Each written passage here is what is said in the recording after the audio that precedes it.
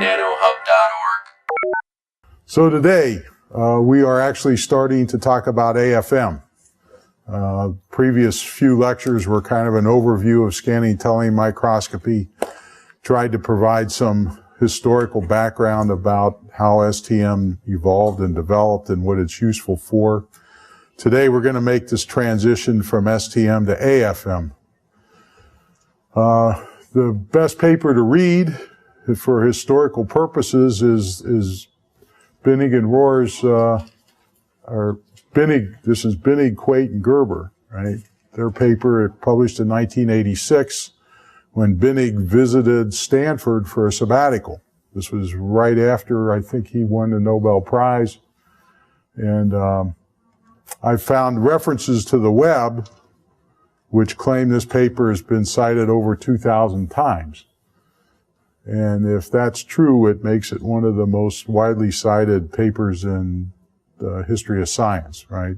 Usually if you get a few hundred cites on a paper that you publish, you tend to be happy, right? That means at least 200 people somewhere in the world has read it. This paper has been cited thousands of times. It just gives you an idea of the impact that this atomic force microscope has had. So I have no idea when this 2,000 cites was recorded. It could be a lot more than that by now. So I don't know when that statistic was published. The big problem with STM is that it requires a conducting substrate. Okay? You're tunneling current from a tip into a substrate, so that means both the tip and the substrate have to be conducting. They have to be conductors of electricity. And of course, as most of you know, there are many materials that don't conduct electricity, and the question is it possible to use a scanning probe approach to study those materials? Surprising as it may sound, even at the first STM conference, this was back in 1986, there were people in the audience who were standing up and saying, well, STM is nice, but it only works for metals. Is there another way we can think to study non-conductors? And at the time, it struck me as being incredible because speaker after speaker was getting up in 1986 showing these marvelous STM images of things that we had never seen before. And yet there were people saying at the time, can we extend the technique to non-conductors? So it just gives you some insight into how people think about these things. And so the extension of scanning probe to a non-conducting substrate occurred in this 1986 paper. And what Binnig had come up with while he was visiting Stanford was that instead of measuring a tunnel current between the tip and the substrate, why don't we measure the force that the front atom on a tip feels when it's gently rastered across a substrate? And so this atomic force, it's kind of a mythical atomic force because you imagine in your mind that this tip has this one front atom located on it, and it's this one front atom that interacts with the atoms in the substrate, right? So that's kind of wishful, that's kind of fanciful thought, but nonetheless, the idea was that if you could measure that force, then perhaps you could use this technique for non-conducting substrates, because there will be this atomic force between the front atom of the tip and the substrate. That force will be there independent of whether the substrate is conducting or insulating. So that was the main idea. Now the problem was, as you move that tip across the substrate, it's going to rise and fall as it follows the contour of atoms on the substrate. And the rise and fall of the tip is clearly going to be of atomic dimensions, right? So you have to imagine if you're going to use this approach to measure, let's say, topography, right, you're going to have to imagine that you're going to have to measure this rise and fall of the tip as it's rastered across the substrate with sub-angstrom resolution in principle, right? And the question is, how do you do that? And the key idea that Binnig proposed was, he says, well, we have a very sensitive height monitor with scanning tunneling microscopy. Right? We made the case in prior lectures that the tunnel current between the tip and the substrate varies exponentially with separation between the tip and the substrate. So why not use that as a height monitor to track the motion of this tip as it's rastered across the substrate, right? So that was the idea, because 1986, the ability to track sub-angstrom motion was limited solely to STM. That was the only technique you could imagine that would have the sensitivity in the Z direction. So the initial implementation of this atomic force microscope is shown in the left side of this slide. If you look at the cartoon, the thing labeled B is a tip. I think that was a diamond tip. It was glued onto a gold foil. So the cantilever was made out of a gold foil. And the substrate A was a so-called AFM sample, right? That sample A was scanned in a controlled way underneath that tip. And as the tip traced over the topography of the sample, they actually used a scanning tunneling microscope tip labeled C in this diagram. Right? They used the tunnel current between the tip and the gold foil cantilever to monitor the gentle rise and fall of the cantilever as the sample was rastered underneath it. Right? So the first AFM topographic scans, this is on an aluminum oxide sample. There's a total of 5 scans that they were able to measure in a systematic way that would indicate something about the topography of the sample that they were investigating. But that was the first AFM scan, right? That was the first implementation of an atomic force microscope. Now, I mean, this is a cartoon that shows a little bit more clearly what they were trying to achieve, okay? And if you know anything about scanning tunneling microscopy, that is a difficult technique to pull off. It's in itself. And yet, what they managed to do is they managed to position this gold STM tip above this gold cantilever foil and measure the tunnel current as they systematically rastered this aluminum oxide substrate underneath that diamond tip. So the chances that the tip, the gold foil cantilever, and the STM tip, chances that all those were working at once properly was very small, right? And that was the drawback, actually, of the early implementation of AFMs, is that tunnel current between the tip, the STM tip, and the conducting cantilever, that tunnel junction was really hard to maintain. Right? And of course, that was the key to allow you to monitor the gentle rise and fall of the cantilever as you try to map out the topography of the substrate. Okay? But that's how they proposed to do it. The tip is, in this case, it's actually loaded against the substrate. So this is referred to as the contact AFM mode scan. It's very similar to a profilometer, except the sensitivity of this atomic force microscope is the sensitivity is dictated by your ability to measure that tunnel current and how that tunnel current changes. And so if the tunnel current changes by like a factor of 10, that corresponds to rise and fall of the diamond tip by, let's say, 1/10 of a nanometer. So it's really sensitive, but it's really hard to pull off. Okay. Nonetheless, they were able to achieve it, and people started to ask in some detail, what's going on? I mean, what is the physics behind this contact measurement of the tip with the substrate? Okay. And questions were asked about what is the nature of the forces that act between the tip and the substrate, and what kind of spring do you need to attach to the tip in order to monitor accurately the topography of the substrate.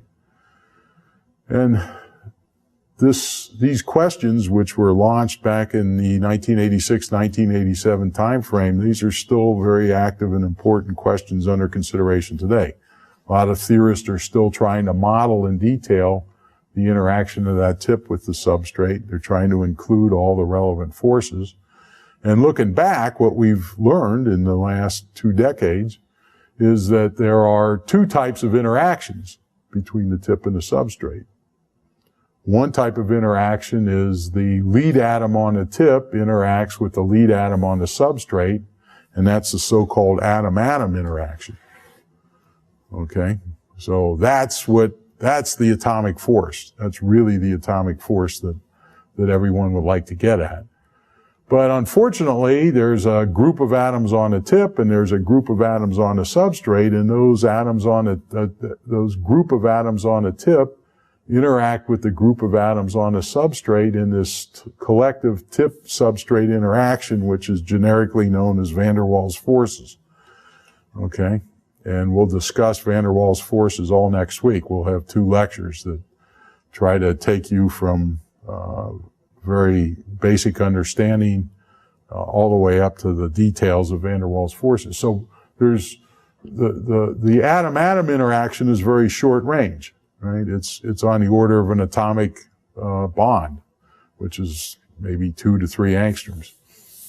All right, these van der Waals interactions are much longer range. They're on the order of a nanometer or so.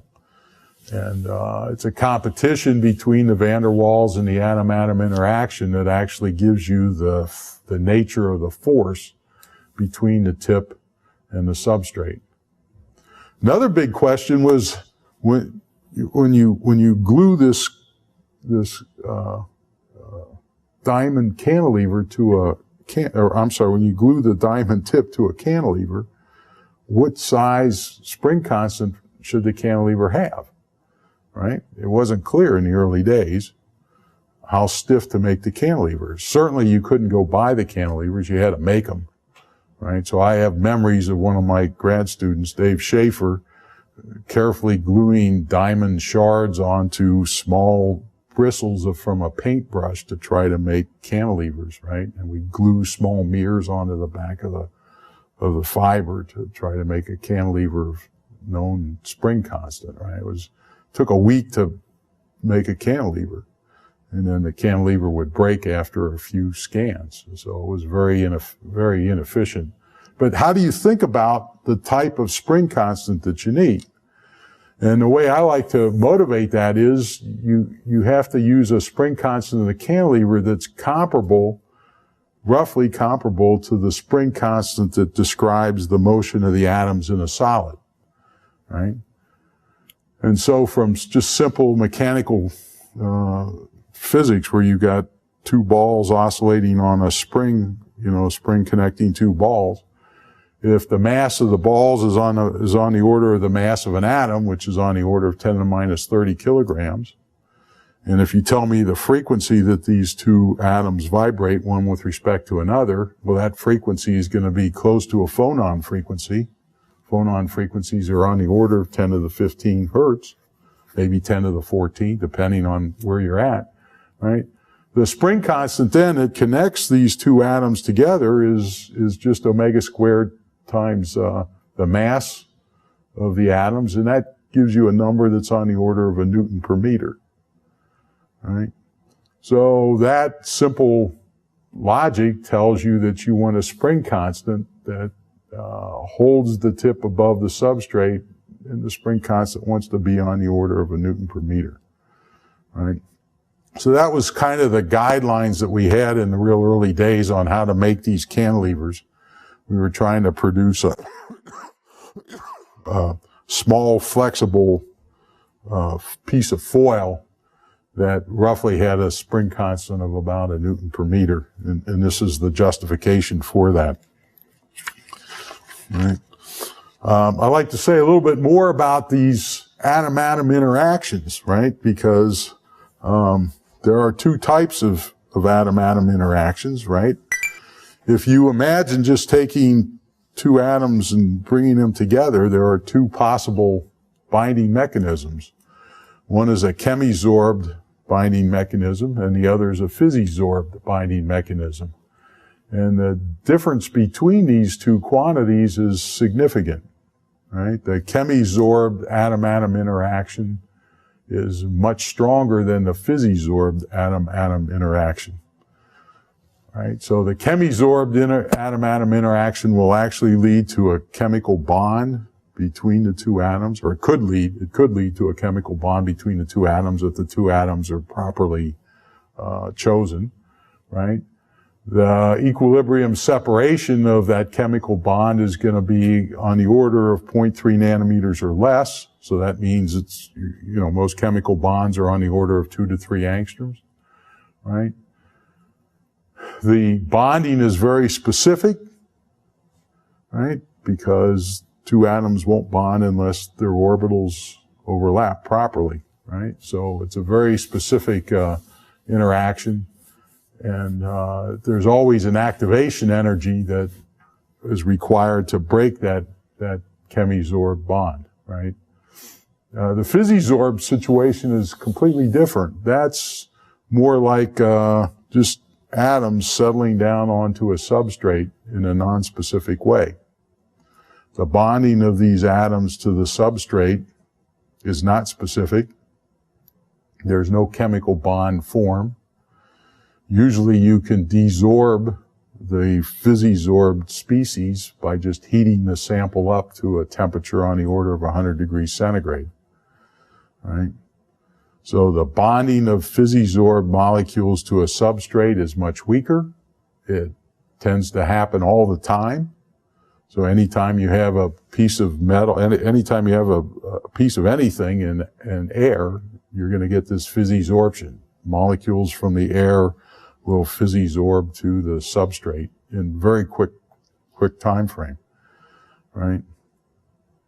So you can imagine there's a layer of snow on your substrate that is a few atom layers thick, right? It just happens.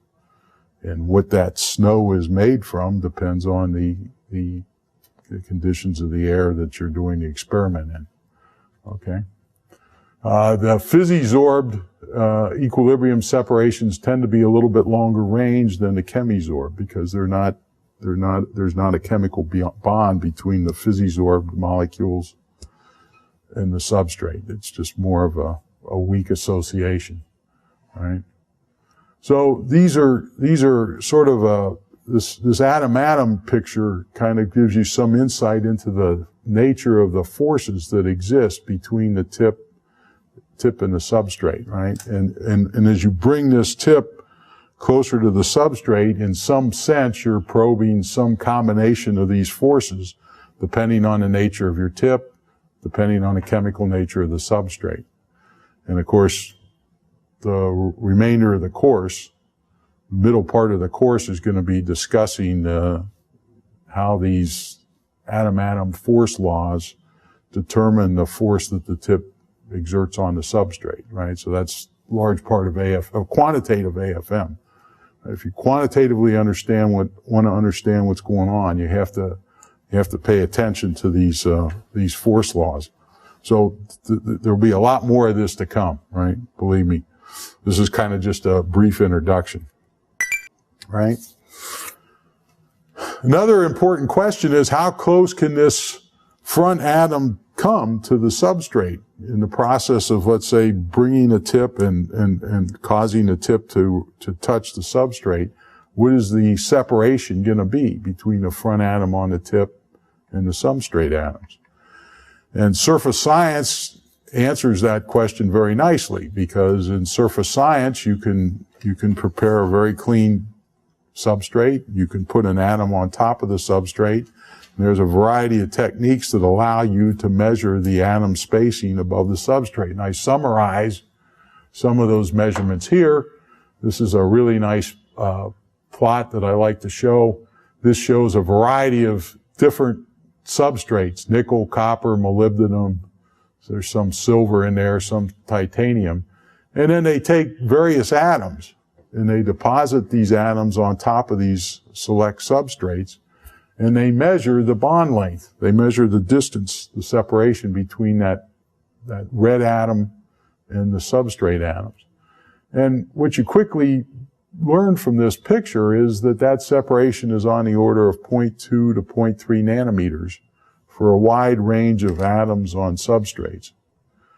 Okay, so we're gonna come back to this number over and over again. When you read AFM literature, it's often referred to as A sub 0. It's like the minimum separation that you're gonna get between an atom and a substrate if you just drop the atom on the substrate. Some of the lectures I give next week, I'm going to talk about R star.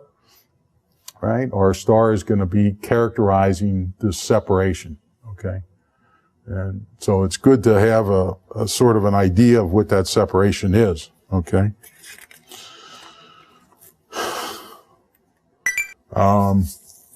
Just again to summarize a little bit more detail, this nature of the tip substrate interactions.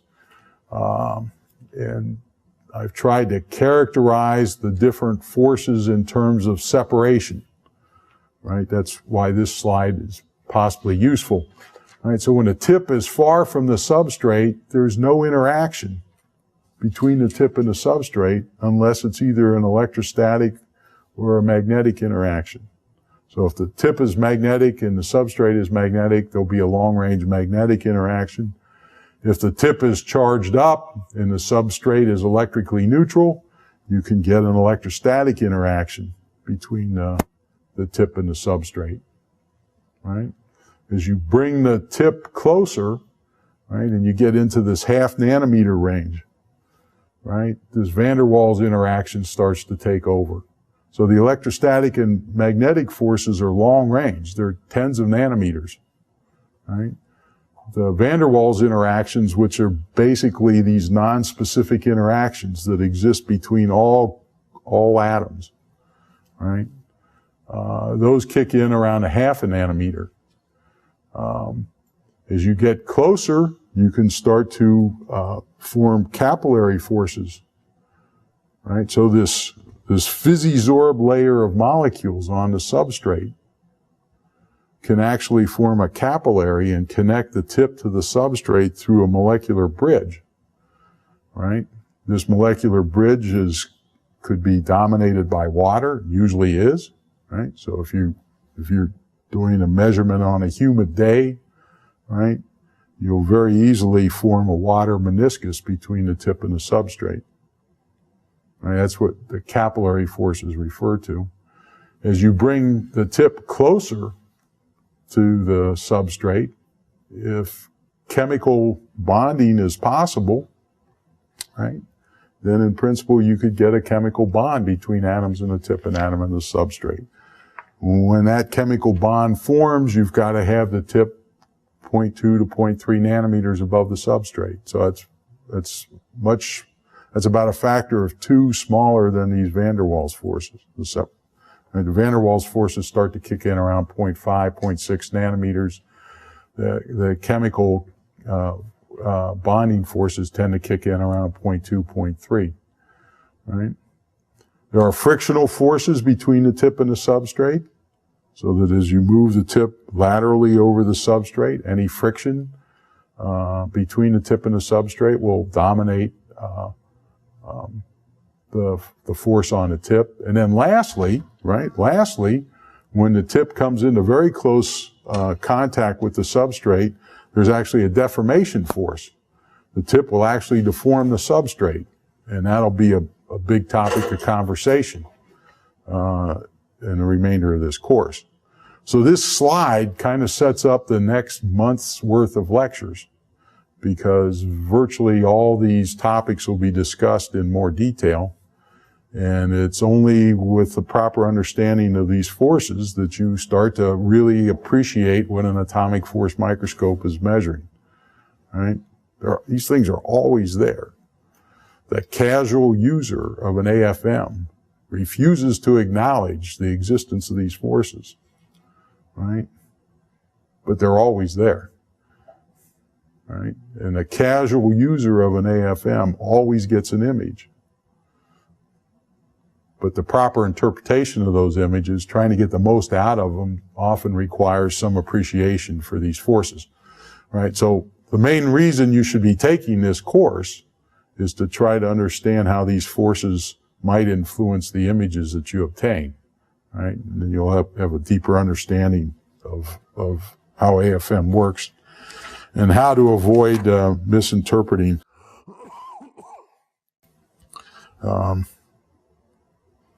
images. Now, if you're going to do an AFM experiment, and if you're going to use the scanning probe technology, you have to eventually identify something that varies rapidly with position that will allow a feedback circuit to control against. Okay? So for STM, I tried to make the case that the tunnel current rapidly increases as the tip sample separation changes. And by building a feedback circuit to maintain a constant tunnel current, you can guarantee that the tip will be a certain distance above the substrate. So as you scan the substrate and there are bumps and wiggles underneath the tip can adjust itself to maintain a constant tunnel current with enough precision that you can track these bumps and wiggles to fractions of an angstrom. Okay? The question becomes, what is the equivalent parameter in an AFM experiment? What changes rapidly with position that you can control against, right? That's going to cause this cantilever to deflect in a controlled way, right? And the answer to that question is it's usually, or at least in the early stages of AFM, the controlling parameter was the interaction force, the repulsive interaction force that was felt by the tip as it was in contact with the cantilever. And I indicate that set point by this big red circle, right? You can see that the interaction force between the tip and the substrate varies quite steeply, changes quite steeply with position, and that's the quantity that you're going to control against in AFM. So you're going to take the same equipment that you use to build an STM, right? And you just have to make a few minor modifications. And if you understood how an STM works, then you can understand how an AFM works, because in AFM we're going to control on an interaction force. In STM, we controlled off the tunnel current. So this diagram tries to summarize in a fashion that's more numerical than the previous slide. Tries to summarize the different interaction forces as a function of separation. Right?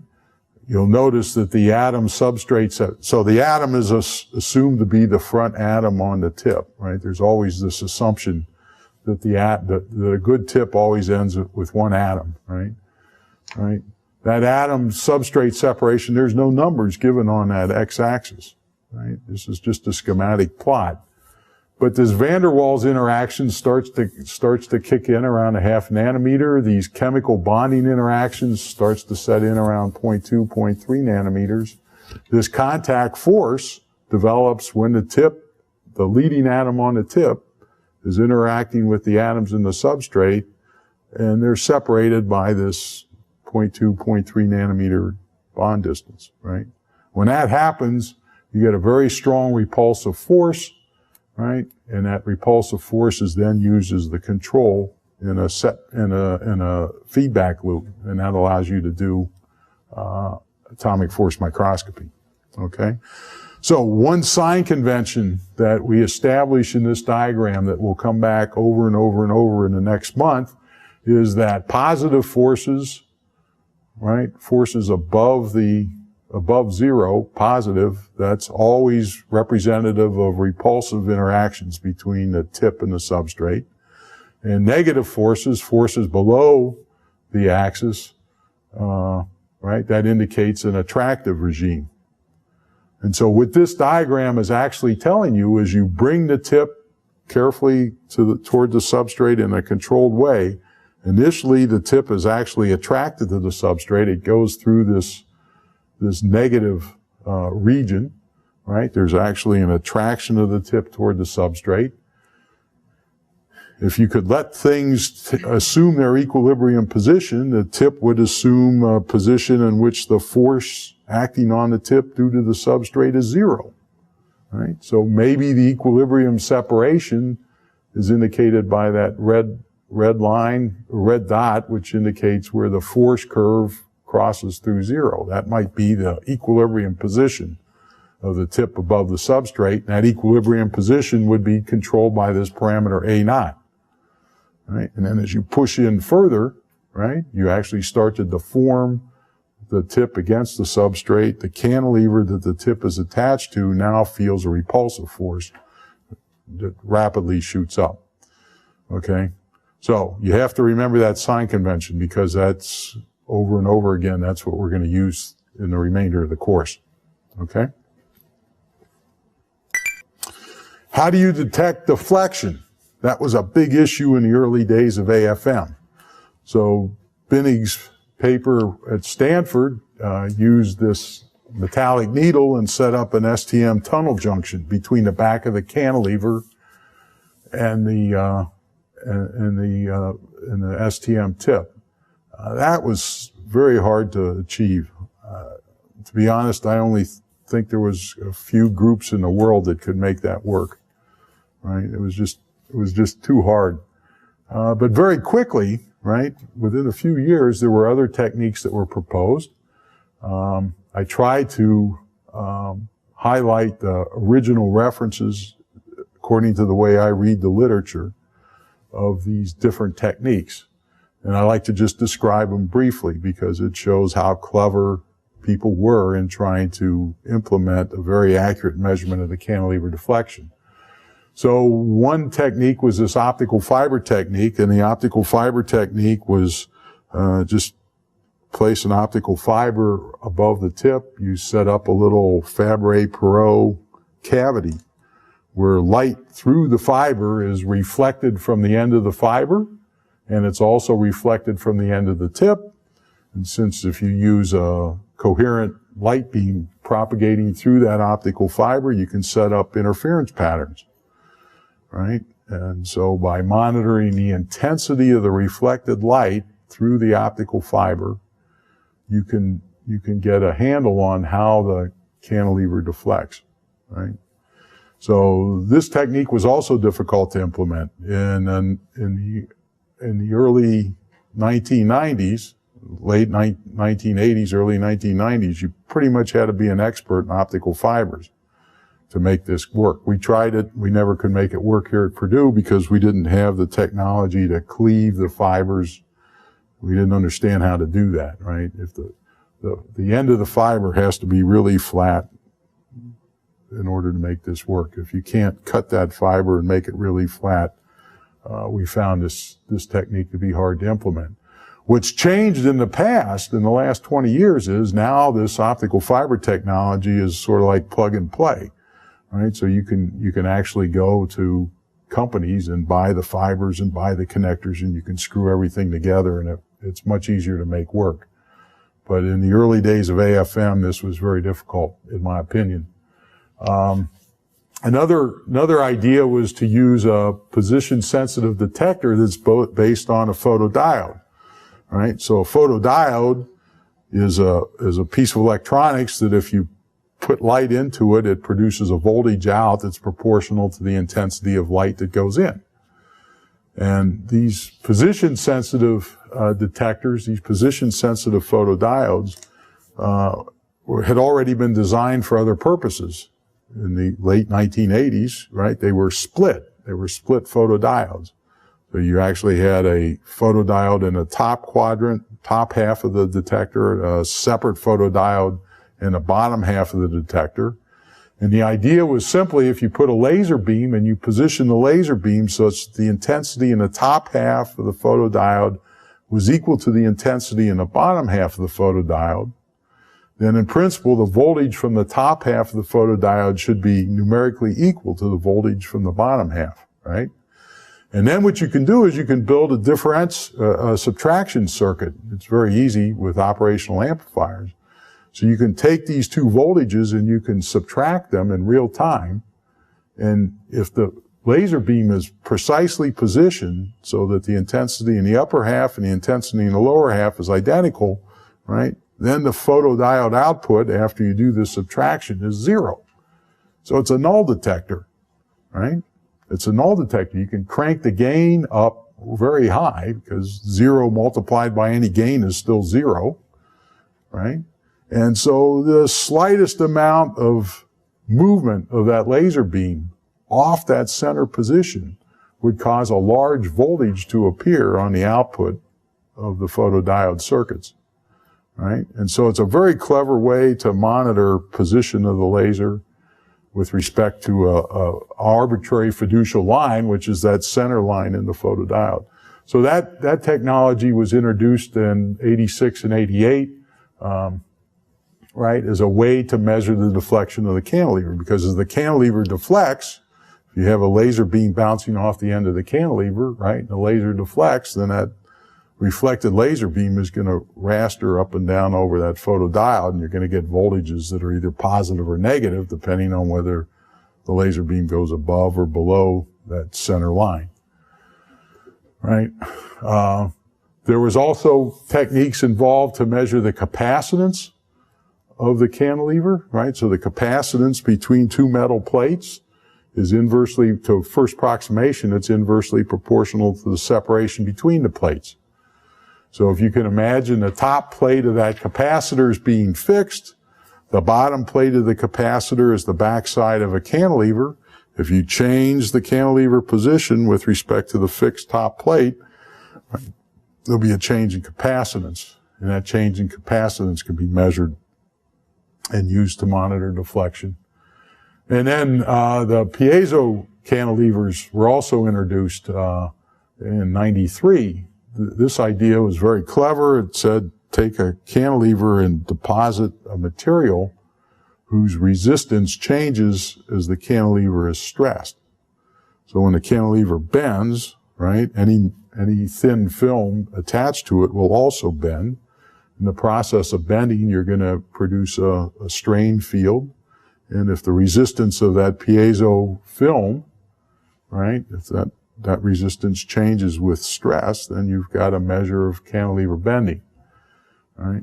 So this was this piezo-resistive cantilever was kind of a real microfabrication problem, right? That was, the electrical engineers just loved it because you had to go in a clean room and you had to deposit stuff and put leads on and, you know, fabricate. It was very complicated. But it actually got rid of any optical detection scheme. Your detection scheme now just became electrical, right? Because you could measure, it's very easy to measure small changes in resistance. So there was about a half dozen different techniques that were proposed to measure deflections of cantilevers. All the suggestions were made in order to improve on that STM technique, which was really hard to implement. And of course, the one that's won out today, virtually every AFM uses, is this beam deflection technique that's based on a photodiode, right? So very quickly, people moved from a segmented photodiode with just a bottom and an upper half and a bottom half, right? That was two segments, right? People quickly moved to a quadranted photodiode. So now you had four regions, A, B, C, and D, on this photodiode. If you want to monitor the up and down motion of the cantilever, right, what you have to do is you have to position the laser spot so that it's halfway above the center line of this photodiode. And you have to add up the voltages from the A quadrant and B quadrant and subtract them from the voltages generated by the C and D quadrants, right? And if the photodiode, if the laser beam is deflected across the photodiode because the cantilever bends, right, then depending on which way the laser beam moves across the photodiode, you either get a positive or a negative voltage. So I've tried to indicate in the bottom left of this image, right? This would measure the up-down motion of the cantilever, and what you're doing is you're building electronic circuits that add up voltages from the top two quadrants. You're subtracting the voltages that are generated by the bottom two quadrants. If the laser beam is perfectly positioned, the difference between A and B and C and D should be 0, right? And then as the laser beam slightly moves, a little bit up or a little bit down, you're going to get a voltage. The polarity of the voltage is going to tell you which way the cantilever deflects. So it's perfect, right? The amount that the cantilever deflects is going to depend on the voltages. It's going to depend on the differences between A and B and C and D. So the bigger that difference is, the more the cantilever is deflected, and the polarity of the voltage that's generated tells you whether the cantilever moves up or down. So you got everything. It's great. Okay. The advantage of using the quadranted photodiode is that you can also measure a lateral force. So you can measure a twisting of the cantilever, right? If the cantilever rotates for whatever reason, right, then the laser beam will be deflected laterally across the photodiode. Now it becomes interesting to measure the voltages A plus C and the voltages B plus D. And differences in those voltages will then tell you which way the cantilever is deflecting, right? The polarity of the voltage tells you the direction the cantilever rotates, and the magnitude of the voltage tells you how much the cantilever rotates, okay? So, this is the technique of choice. It's already 25 years old, right? So in my opinion, newer generations of AFMs will go beyond this technology, right? This has been in place for 25 years, right? Just think of how many improvements there have been to PCs in the last 25 years, right? Every couple of years there's another microprocessor chip that's introduced, right? Yet in AFM we're stuck on the same technology that was proposed in the early 1990s. So that tells me, right, there's better ways to do it. There's new technology. That new technology just hasn't been merged into measuring cantilever deflections. But eventually that'll happen, right? And you'll find, I predict 5 years from now when you all graduate and are professors at some other university and you're buying a new AFM to do your research, I predict that the new AFMs will not be using this quadranted photodiode approach. They'll have a better technology, right? So we'll see if I'm right or wrong on that one, right? The question becomes how to maintain a constant force as this tip is rastered across the substrate. And the way to do it is exactly the same way as we did with an STM, okay? Basically, you have to take the voltage out of the photodiode and you have to compare it to a reference set voltage that you determine. You have, again, an operational amplifier circuit that compares those two voltages, the voltage from the photodiode and the set voltage. And the operation of that electronic circuit in this box is to move the substrate up or down in order to keep the voltage out of the photodiode circuit constant. Because if you keep the voltage out of the photodiode circuit constant, that implies that the force between the tip and the substrate is constant. And so if you maintain a constant force as you raster that tip across the substrate, then any rise and fall in the Z position of the substrate, right, can be directly attributed to topography. And in the early days, that's what everybody was interested in. They wanted to map out topography of substrates that were insulating. So, to me, the big breakthrough of jumping from STM to AFM was to realize that if you already had an STM working in your lab, you could take the same electronics and use it to control an AFM. So those of us that started in STM, we quickly realized we could do AFM by just duplicating our electronics. You had to change, I think, the sign of the feedback, but that was an easy thing to do, right? So in the early days, a lot of us doing STM started to do AFM because it was real simple. We have the same set of electronics, and one day we'd use it for STM, the next day we'd use it for AFM. So we'd have different students working on the same, with the same electronics on two different problems, okay? So since the early days, this AFM technology has really come a long way. And we'll come back to this towards the end of the semester. This is an example of what top quality AFM research is capable of doing. It's capable of actually identifying the chemical nature of different atoms on the substrate. So this paper was published in Nature back in 2007 and made the front cover because the scientists involved were able to color in atoms on the surface depending on what the chemical nature of those atoms were. So they were looking at these tin and lead overlayers on silicon, and they were able to map out which atoms were silicon, which atoms were tin, which atoms were lead. Right? So this is work that was led by Oscar Costanze. He was working in Japan at the time, and this is like 20 years after the invention of the AFM. This is the level that it's reached, right?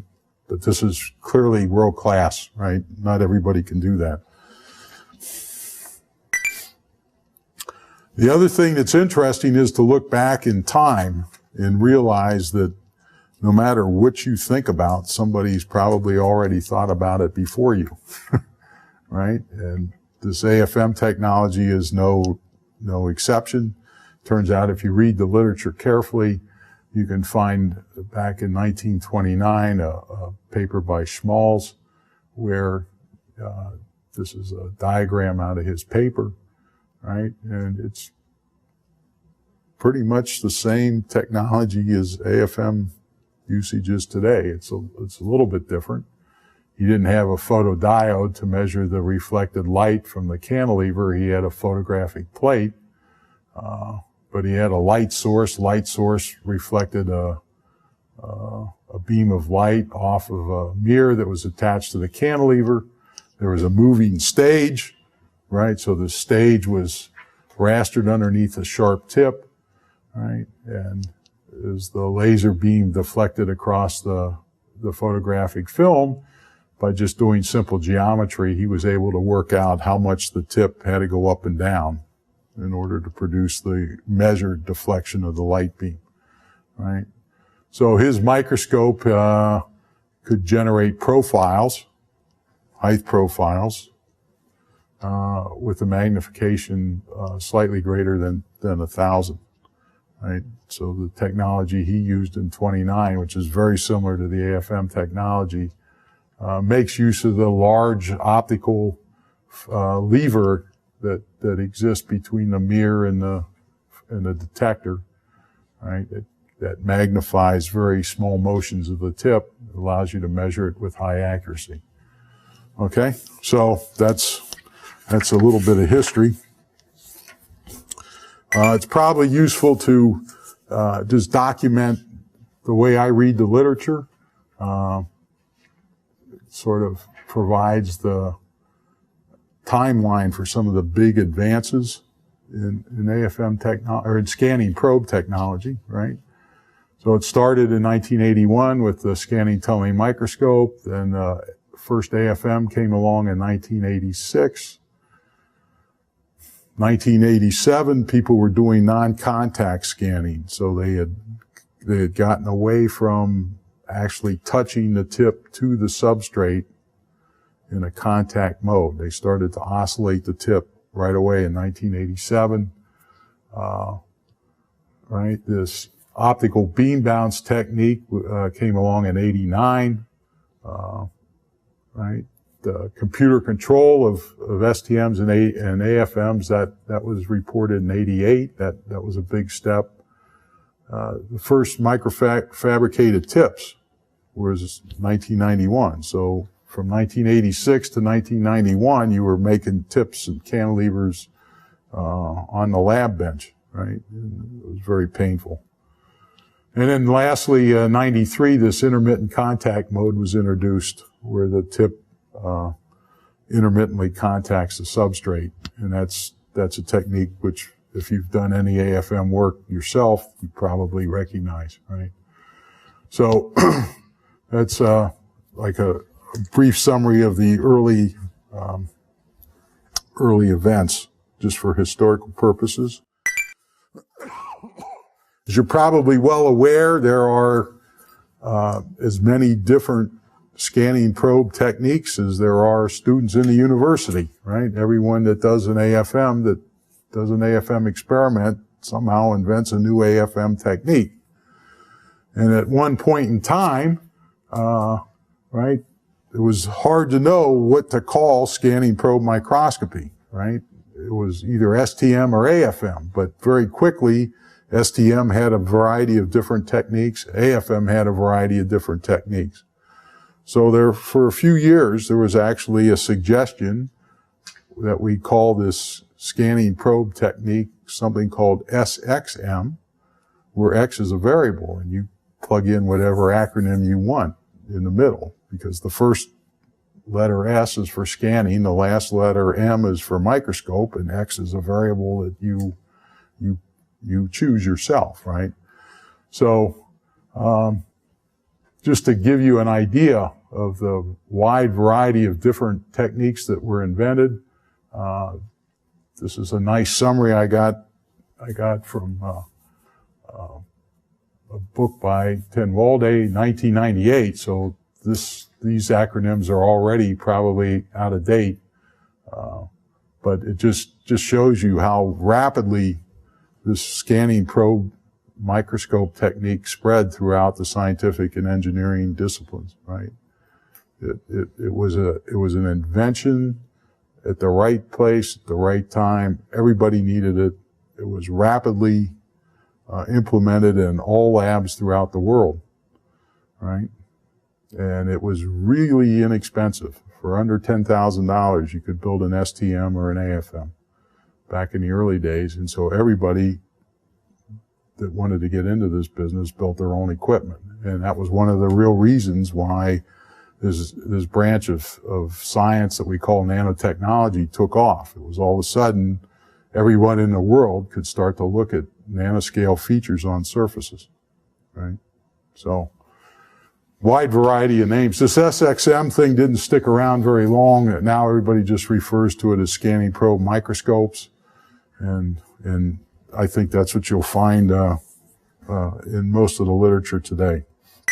So, to summarize and to end up, right, these first few lectures, what I've tried to do is I've tried to show you that a scanning tunneling microscope is basically an electrical measurement that relies on this quantum mechanical tunneling of electron states through a barrier of finite width. Conversely, the AFM measurement technique relies on the atomic force between the tip and the substrate, right? So it's more of a mechanical measurement.